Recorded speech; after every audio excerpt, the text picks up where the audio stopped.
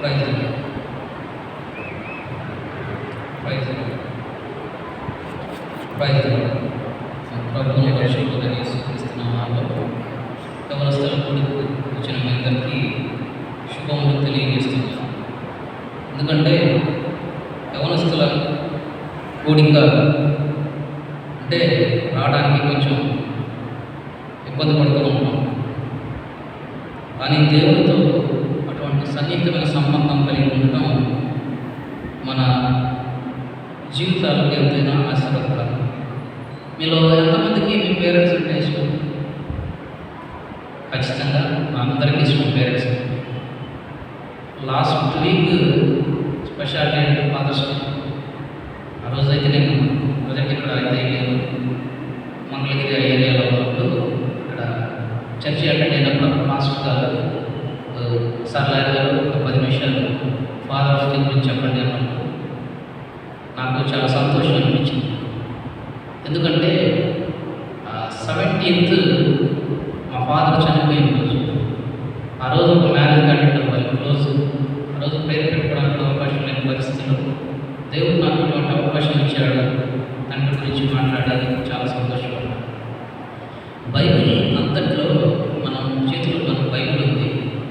Bible ఏ విధంగా లిఖించబడింది అంటే మనం పరిశుద్ధాత్మ ప్రేరణ వలన అటువంటి భక్తులకి ఆ ఆత్మదేవుడు నడిపింపు వలన అని మనం చెప్తాము.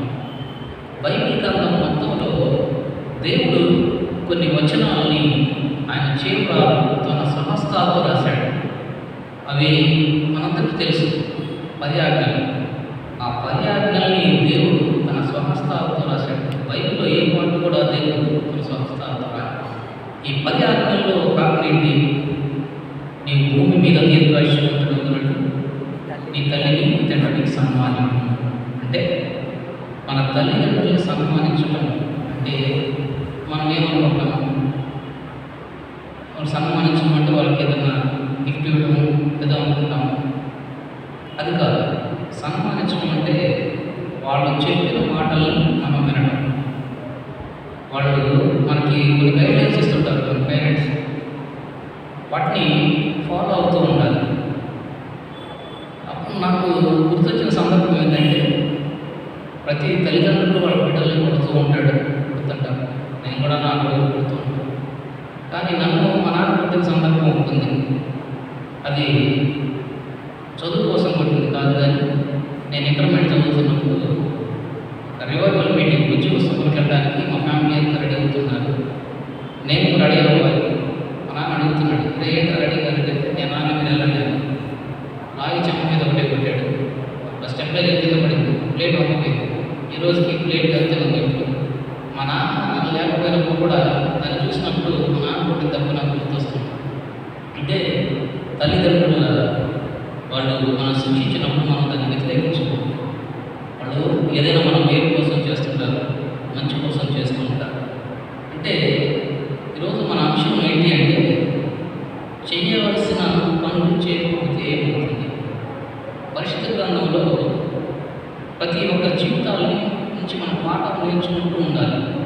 దావీదు గురించి అందరికీ తెలుసు, మన సండే స్కూల్ నుంచి కూడా చెప్తూ ఉంటారు. దావీదు గొల్యాతుని చంపాడు, దావీదు సింహాన్ని చంపాడు, ఎలుగుబంటిని చంపాడు, అనేక మందిని జయించాడు. ఇవన్నీ సక్సెస్ఫుల్ లైఫ్ దావీదుని మనం రియల్ హీరో అనుకున్నట్టు సండే స్కూల్లో చూస్తాం.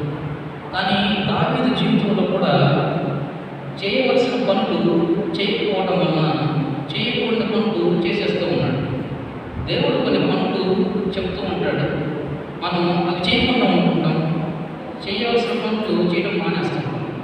దానివల్ల జరిగే నష్టం ఏంటి అంటే, మన జీవితంలో ఆశీర్వాదాలకి దూరం అయిపోతూ ఉంటాం. యవనస్తులుగా మన జీవితాల్లో కూడా నేర్చుకోవాల్సింది ఇదే.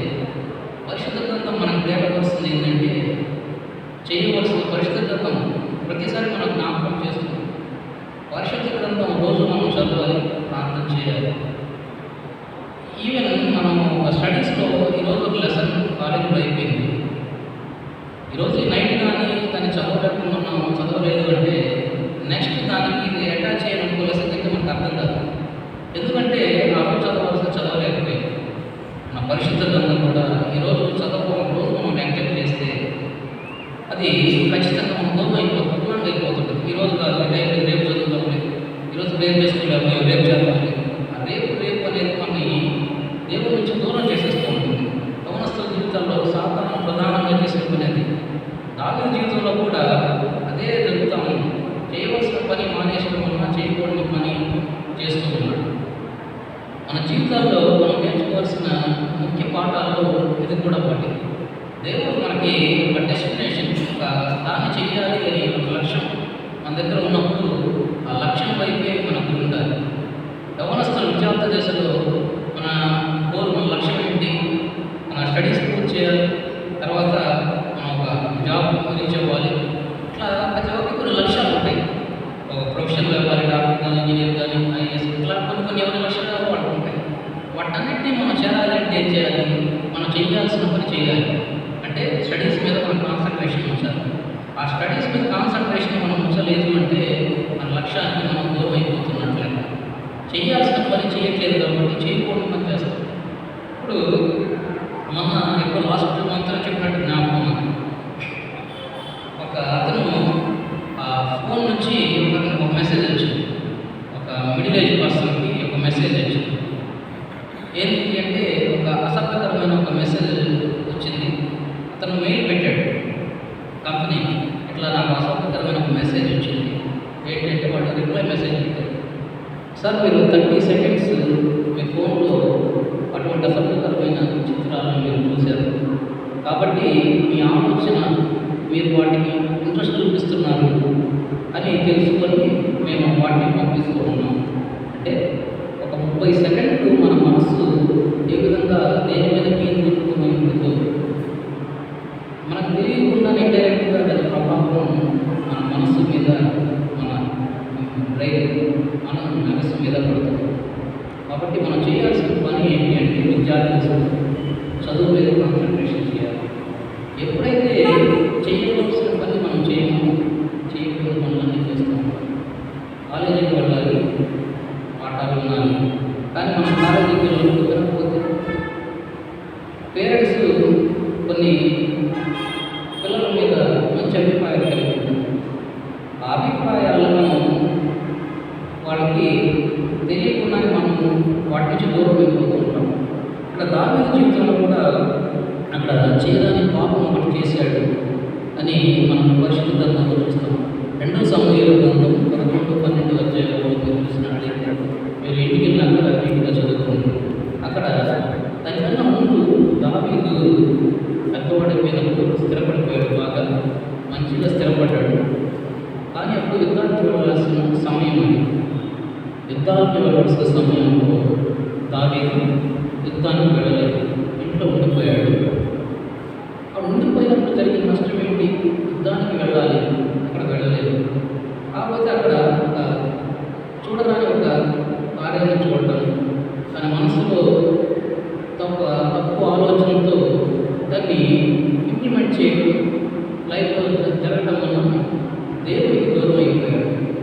ఎప్పుడైతే దేవునికి దూరం అయిపోయాడో మనం కూడా దేవుడి నుంచి దూరం అయినప్పుడు దేవుడు మనకి ఏదో ఒక రూపంలో మనకి దేవుడు ఒక గుర్తు చేస్తూ ఉంటాడు.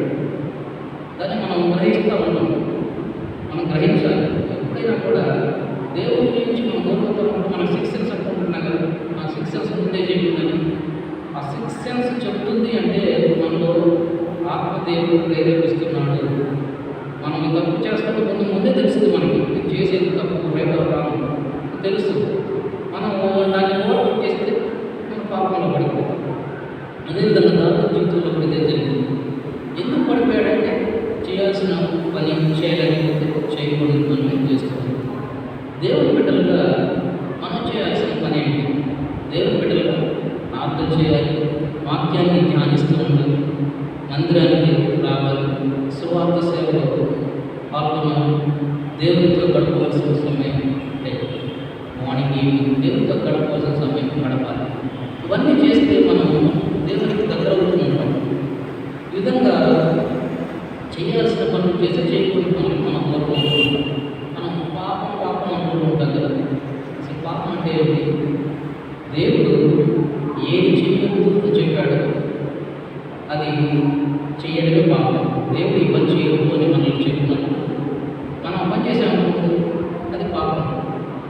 కాబట్టి ఏది చేయమని చెప్పాడో అది చేయకపోవడం పాపం. దేవుడు ఈ పని చేయకున్నప్పుడు అది మనం చేయాలి. చేయలేదనుకో అది పాపం, ఆజ్ఞాతిక్రమమే పాపం. అటువంటి పాపం మనకు దూరం అవ్వాలంటే ఏం చేయాలి? ఆయన చెప్పిన పని చేయాలి, వద్దన్న పని మానేసేయాలి. దావీదు జీవితంలో ఇక్కడ జరిగింది అదే. దావీదు చేసిన ఒక పొరపాటు వలన ఇద్దరు వ్యక్తులు చచ్చిపోయారు. అక్కడ ఏంటి అంటే, మొదటిగా ఊరియా తన ఊరిని దావీదు చెప్పాడు. రెండవదిగా బెర్షెబ ద్వారా కొడుకు పుట్టినప్పుడు దేవుడు ఆ కొడుకుని చంపాడు. అంటే చెయ్యొద్దన్న పని చేసినప్పుడు శిక్ష రూపంలో ఉంటుంది. కాబట్టి మనం ఈరోజు నేర్చుకోవాల్సింది ఏంటంటే, ఇదే చేయాల్సిన పని మనం చేయాలి, వద్దన్న పని మానేసేయాలి. ఎప్పుడైనా పాపం చేయడం, మనం చిన్న పాపాన్ని స్టార్ట్ చేస్తాం. ఆ పాపం ఒక చిన్న అభ్యర్థులతో స్టార్ట్ అయిపోయి దాని స్థాయి తీవ్రత పెరిగిపోతుంటుంది. దాన్ని కవర్ చేసుకోవడానికి ఇంకొకటి అభ్యర్థం చేసేసుకుంటాం. ఆ విధంగా స్థాయి పెరిగిపోతున్నప్పుడు ఏంటంటే, మన హృదయము అప్పటిదాకా స్పందించే హృదయము మొద్దుబారిపోతుంది. అది స్టబ్బన్గా ఏంటంటే అది రియాక్షన్స్ ఉండదు. జాలి, ప్రేమ ఇట్లాంటివన్నీ మిస్సవుతుంటాం. ఎందుకంటే మనం చేయకూడని పాపాలు చేసుకుంటూ వెళ్ళిపోయినప్పుడు మన హృదయం కూడా మన మాట వినలేని పరిస్థితి అక్కడ కనిపిస్తూ ఉంటుంది. మన హృదయంలో తప్పు వస్తే మనం ఏం చేయాలి? ఒక జస్ట్ ఒక ఆలోచన, చెడు ఆలోచన మన మనసులో కలిగినప్పుడు ఏం చేయాలి? దేవుడు వైపు చూడాలి. మన హృదయంలో పాపాన్ని లక్ష్యం చూసుకున్నట్టయితే దేవుడు మనకు దూరం అవుతుంటాడు, తలంపులకు దూరం అవుతాడు. మన హృదయంలో వాక్యం ఉంచుకున్నట్లయితే ఓనస్తులు తమ నడతను దేవుని చేత శుద్ధి చేసుకుంటున్నట్టు ఆ వాక్యాన్ని సరిచూసుకుని చేతులకు పరిశుద్ధిగా చెప్పారు. అదే మన వాక్యాన్ని మనం సరిచూసుకున్నట్లయితే మనం చేయాల్సిన పనులు మాత్రమే చేస్తాం, చేయకూడని పనులు మానేస్తూ ఉంటాం. దేవుడు ఒకసారి మనతో నేరుగా మాట్లాడే పరిస్థితి నుంచి దూరం అవుతూ ఉంటాడు. మనం బాగా బయట చదువుతూ ప్రార్థన చేసుకుంటున్నప్పుడు దేవుడు వాక్య రూపంలో కానీ ఇంకొకరితో కానీ కానీ మాట్లాడుతూ మనకు సమాధానం వస్తూ ఉంటే మనం సంతోషపడుతూ ఉంటాం. పాపం చేసినప్పుడు, తప్పు చేసినప్పుడు దేవుడు మనతో నేరుగా మాట్లాడే అవకాశం కూడా దూరం చేసుకుంటాడు. దావీదు జీవితంలో జరిగింది. దావీదు దేవుడితో ఉన్నప్పుడు మాట్లాడే పరిస్థితి నుంచి ఒక నాతాను ప్రవక్త వచ్చి చెప్తున్నాడు, దావీదు నువ్వు చేస్తే తప్పు అన్నప్పుడు దేవుడు నాతానుతో చెప్పించాల్సిన పరిస్థితి వచ్చింది ప్రవక్తతో. అప్పుడు చెప్పినప్పుడు ఆ మనుషుడని నేనే అంటాడు. అప్పుడు మనం చెప్తాడు రిజిస్ట్రేషన్ ఒక గొర్రె దేవుడు పేదవాడిని, ఆ గొర్రెని అతనికి గొప్పవాడు అనేక గొర్రెలు ఉన్నా కూడా వాటిని తీసుకోకుండా ఫస్ట్ స్నేహితుడు వస్తే పేదవాళ్ళు నా గొర్రెలు అది చంపి విందు చేసినప్పుడు వాడికి ఏం శిక్ష చేయాలంటే అతను మరణానికి పాత్రపడ్డాడు. ఆ మనుషుడు నీవే ఉన్నప్పుడు దావీదు దేవుడితో సంబంధం కలిగిన దావీదు చేయకుండా పని చేయడం వలన దేవునికి దూరం అయిపోయాడు. నాతాను ప్రవక్త వచ్చి మాట్లాడేస్తుంది. మన పరిస్థితి కూడా అంతే. మనం దేవుడితో ఉన్న రిలేషన్ని, మనం కనెక్షన్ని కట్ చేస్తే ఎవరో ఒకళ్ళు వచ్చి మనకి బుద్ధి చెప్పాల్సిన పరిస్థితి వస్తుంది. ఎవరో ఒకళ్ళు వచ్చి మనం హెచ్చరించాల్సిన పరిస్థితి వస్తుంది. అప్పుడు కూడా మనం సరి చేసుకోలేకపోతే దేవుడు చేస్తుంటాం. ఎందుకంటే మనం ఆయనకి దూరస్తులో ఉండడం లేదు. కానీ మన ప్రవర్తన వలన, మన మాట వలన, మన క్రియ వలన ఒక దైవజనుడు అంటుంటాడు, కేవలం నోటితోనే సువార్త చేయడం కాదు, మన ప్రవర్తనే ఇతరులకు సువార్త కావాలి. అంటే నోటితో మనం సువార్త చెప్తుంటాం, మంచి మాటలు చెప్తుంటాం, చేస్తుంటాం. కానీ మనం చెప్పే మాట మన ప్రవర్తనలో లేకపోతే మన ప్రవర్తనే సువార్త కావాలి. సువార్త అంటే మంచి వార్త. మంచి వార్త ఏదో కాబట్టి మన ప్రవర్తనే మంచి వార్త. ఇప్పుడు మన క్రైస్తవ బిడ్డలుగా వెళ్తున్న ప్లేస్లో, కాలేజీలో కానీ ఎక్కడైనా కానీ క్రైస్తవ బిడ్డలు ఉన్నప్పుడు ఒక ప్రత్యేకమైన వ్యక్తులుగా కనిపిస్తుంది. మీ ఫ్రెండ్స్లో కానీ మీ టీచర్స్లో కానీ ఒక అభిప్రాయం ఉంటుంది. క్రైస్తవులు అంటే వాళ్ళు నమ్మకం, విశ్వాసం కలిగిన వాళ్ళు, అంటే దేవుడికి ఉన్న లక్షణాలు కలిగిన వాళ్ళు అనే ఒక అభిప్రాయం. మన ప్రవర్తన వలన అభిప్రాయాన్ని మనం తప్పు చేసిన వాళ్ళ చేయవలసిన పని. దేవుడు ఈ విధమైన ప్రవర్తన మనం కలిగి ఉండాలి అని మనం చెప్తున్నప్పుడు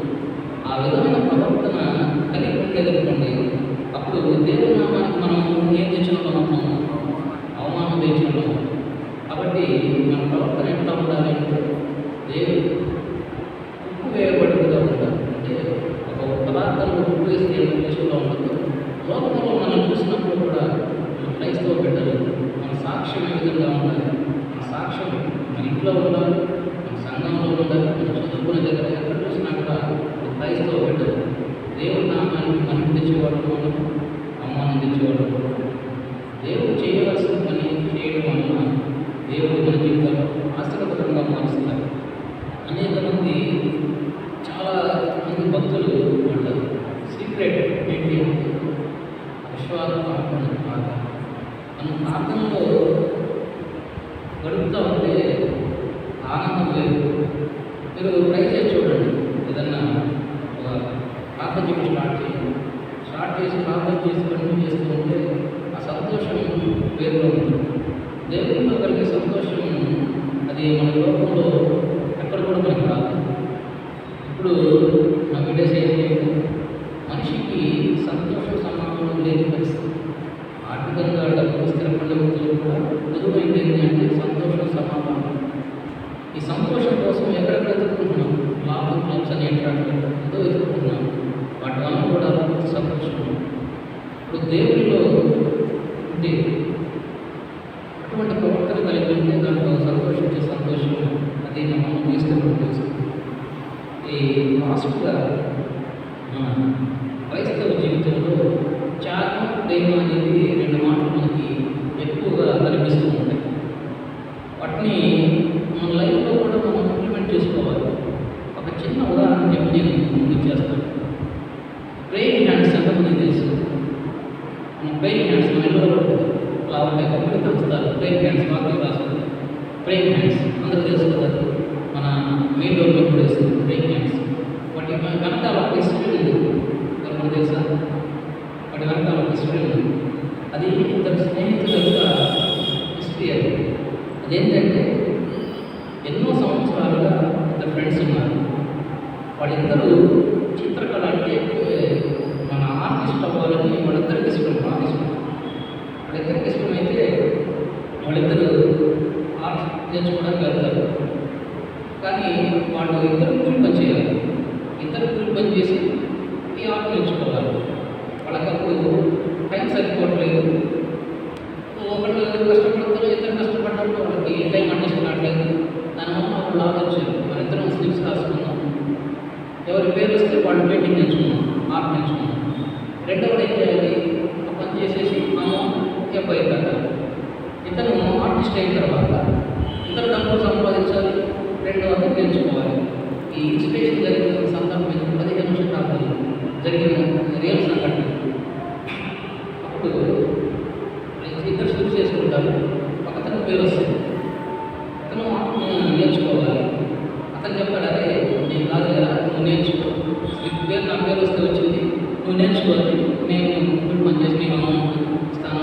ఓకే అని అతను నేర్చుకుంటాడు. అతను నేర్చుకుని మంచి చిత్రకారులు అతను సంపాదన స్టార్ట్ చేసినప్పుడు వాడి ఫ్రెండ్ వచ్చి వాడు అనుకున్న ఒప్పందం ప్రకారం వచ్చి, అదే నేను సంపాదన స్టార్ట్ చేశాను, నువ్వు నేర్చుకోవాలి. అప్పటికి జరగాల్సిన నష్టం జరిగిపోయింది. ఏంటి అంటే తన హార్డ్ వర్క్ చేయడం వల్ల, కూర్పని హార్డ్ వర్క్ చేయడం వలన ఆ చేతులు నొప్పులు వేడి. ఆ వేడి ఏంటంటే పెయింటింగ్ వేయడానికి పనికిరాదు. ఆ బ్రష్లు వెదర్ స్మూత్గా ఇవ్వడానికి ఆ వేడి పనికిరాకుండా. అప్పుడు అతను బాధపడతాడు. ఆ ఫ్రెండ్కి కానీ ఇతను మనకు సంతోషిస్తాడు. నా ఫ్రెండ్ నేను ఒక చిత్రకారుడిగా నేను తయారు చేశాను అని అతను మనం సంతోషిస్తూ రూమ్లోకి పేరు చేసుకుంటాడు. అట్లా బ్రేక్ హ్యాండ్స్ పెట్టు పేరు చేసుకున్నప్పుడు వాళ్ళ ఫ్రెండ్ లోపలికి వచ్చినప్పుడు ఆ హ్యాండ్స్ చూస్తాడు. ఆ హ్యాండ్స్ని పెన్సిల్ తీసుకొచ్చి పెయింట్ చేసి దాన్ని అద్భుతమైన ఒక చిత్రంగా రూపొందిస్తాడు. అతని పేరు అక్కడ పేరు బ్రెక్. ఆ చేతులు ఫ్రాంచ్వి, ఆ చేతులు మనం చూసే బ్రేక్ హ్యాండ్స్ ఫ్రాంచ్వి అని అతని యొక్క ప్రేమ త్యాగం వలన బ్రెక్ చిత్రకారుడు అయ్యాడు. అదే క్రైస్తవ జీవితంలో కూడా మనం కలిగి ఉండాల్సింది. ఈ బ్రేక్ హ్యాండ్స్ అనేక దేశాలు ఉన్నాయి. మనకు నాటోలీ అనేక దేశాలు బ్రేక్ హ్యాండ్స్ అక్కడ చేయడంలో దీని వెనుకున్న సత్యమే. అది చాలా మంది తెలియదు, కానీ ఆ బ్రేక్ హ్యాండ్స్ చూసినప్పుడు దాంట్లో ప్రేమ త్యాగం చూస్తాం.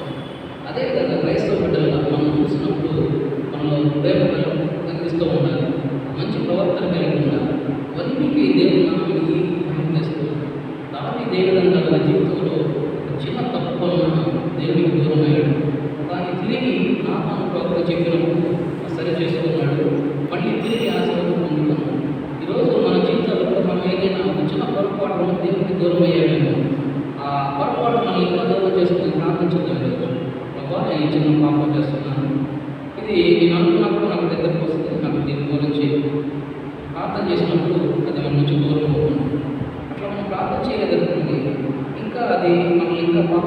ఊళ్ళోకి తీసుకెళ్తూ కాబట్టి ఈ విధంగా ప్రార్థన చేస్తే మనం క్రైస్తవ విశ్వాసులుగా, మంచి యవనస్తులుగా, మంచి బిడ్డలుగా, క్రైస్తవ బిడ్డలుగా, ఒక కుటుంబానికి తల్లిదండ్రులు సంతోషపెట్టే బిడ్డలుగా మనం తయారవుతాం.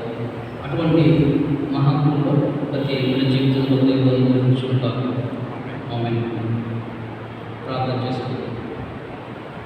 మహాపరిశుద్ధుడైన దేవా, జీవితం తండ్రి, ఇతరమైన నామ స్తోత్రం. దావీదు జీవితంలో నుంచి గౌరవంతో మాట్లాడిన ప్రతి మాటను బట్టి స్తోత్రం. ఈరోజు దావీదు జీవితంలో మీరు నేర్పించిన పాఠం మన జీవితంలో మేము అనుభవించుకొని ఏది చేయబోతున్నారో దాన్ని చేయకుండా, ఏది చేయమన్నారో దాన్ని చేసే భాగ్యాన్ని మాకు అనుగ్రహించమని ప్రార్థిస్తున్నాం. మా బిడ్డలకి జ్ఞాపకం చేసుకోండి. వారు చదువుతున్న చదువులో మీరు ఎటువంటి సహాయం చేయండి. వారి భవిష్యత్తును మీ చేతుల్లో తీసుకుని మంచి భవిష్యత్తును అనుగ్రహించమని ప్రార్థిస్తున్నాం. వారి స్టడీస్లో ఏ సబ్జెక్టులు వీక్గా ఉన్నప్పుడు వారికి జ్ఞానాన్ని అనుగ్రహించండి. జ్ఞానం కుదురుకోవాలంటే వారికి మనసుకు వచ్చేయాలి. విధంగా ప్రార్థించుకుంటున్న భాగ్యాన్ని అనుగ్రహించండి. అదేవిధంగా నేను నేర్చుకోవడం కోసం ప్రార్థిస్తున్నాను. వారి జీవితాల్లో కూడా మీరు చేతులు తీసుకొని వారి జీవితంలో ఒక మంచి ఫలభరితమైన పాత్రలుగా, మంచి ఉపయోగపడే పాత్రలుగా తయారు చేయాలని ప్రార్థిస్తున్నాను. ఆయన ప్రతి ఒక్క రక్షణ అనుగ్రహించండి. మీ రక్షణలో ఉండే కూడా ఈ సమస్తము మాకు సాధ్యం తండ్రి. ఈ రక్షణ రక్షణలో కొనసాగే భాగాన్ని మాకు అనుగ్రహించండి. రక్షణ ప్రార్థిస్తున్నాను. ఇటువంటి మంచి సంతోషమైన సమయంలో ప్రవేశపెట్టాల్సి ఎందుకు పనికిరాని జ్ఞాపకం చేసుకున్నారు. సజీవులకు రోజుకోవడం ఈ నుండి దూరం అవుతున్న ప్రతి క్షణం ఈ దైవ హస్తాలు నడిపిస్తున్న విధానాన్ని నడిపిస్తున్నారు. ఆయన ఆ జీవితాల్లో వ్యతిరేకమైన ఆయుష్కరమైన మార్పు క్రియలను తీసివేసి నిత్య మార్గంలో నడిపించడం ప్రారంభిస్తున్నాం. ప్రతి బిడ్డ జీవితాలను మనం చేతులు తీసుకుని కుటుంబాలను, తల్లిదండ్రులు ప్రతి పరిస్థితిని ఆయన మీరు అభివృద్ధిస్తూ ఉంటారు. వారికి ఏ కుటుంబంలో ఏ వస్తువులు ఆయన కూడా తీర్చుకొని ప్రారంభిస్తున్నాం. ఆది నుంచి నడిపించిన విధానాన్ని పట్టిస్తూ ఉంటారు. ఒక జీవితంలో సేవ చేసుకున్న మార్గాలు మాకు తెలియపరచడం, ఏ విధంగా స్తోత్రాన్ని కావాలి తిరిగి పాల్గొనడంలో భద్రతాన్ని గ్రహించండి. మీ చేతులైతే మీరు పర్యాయం మంచి సమయాన్ని అనుగ్రహించండి. సర్వరామైన నజరేయుడైన దేవుడు యేసుక్రీస్తున్నాము నిలబెట్టుకున్నాడు వేడుకుంటున్నాము. 嗯。ఆమేన్.